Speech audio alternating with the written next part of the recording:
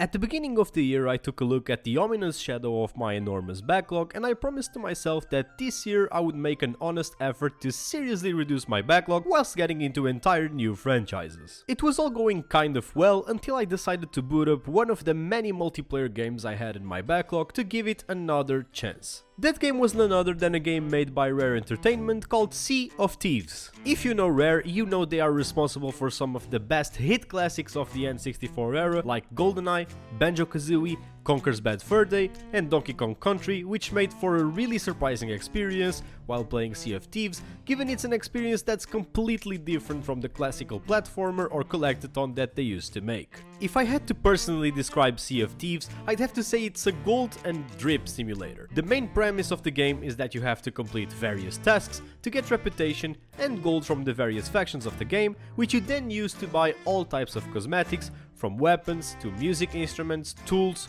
swords and even guns. This style of gameplay is a very interesting approach since, contrary to most multiplayer games nowadays, it takes a more sandboxy approach instead of the usual goal-oriented gameplay. This isn't to say there aren't any goals, which there are, either in the form of achievements or commendations. The main or first big goal of the game, however, is becoming a pirate legend, which requires you having a level 50 of reputation with 3 different factions. After that, you're free to go out of your way and to do whatever you want in the game.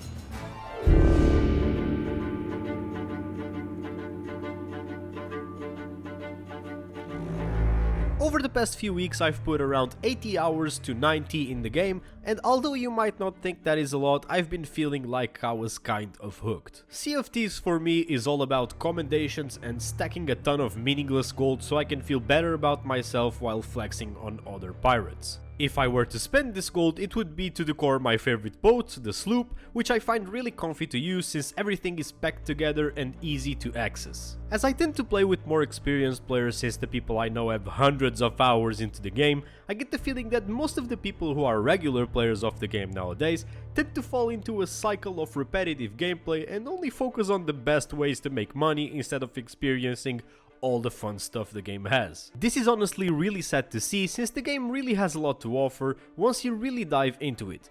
The game has an enormous amount of things to do, from story mode quests to on-demand PvP to treasure hunting, underground sea temples and fun overworld events. If I had to choose what my personal thing to do in the game was, I maybe would have to say it was the Athena's Voyage faction.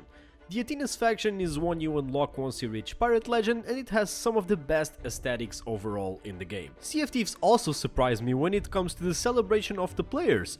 I have not found a game yet that celebrates its community as much as this one does.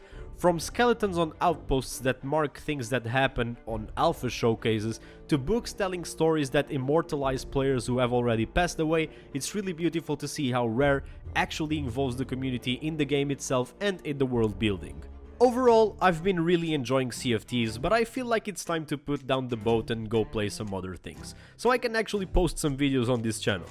If you want to play Sea of Thieves, my best advice for you would be for you to not grind away at the thing that makes you more money, because that will not make you satisfied, and honestly, it won't even make you enjoy your money's worth out of the game. Sea of Thieves is clearly a passion project, and now it's on its 5th anniversary with many things coming, from Twitch drops to login bonuses and things you can get that came in the past and are now available again. This is in its core a sandbox game that should be appreciated however you want to do it, and with friends, even though you can play solo, but personally I find the game way more fun if you play it with other people.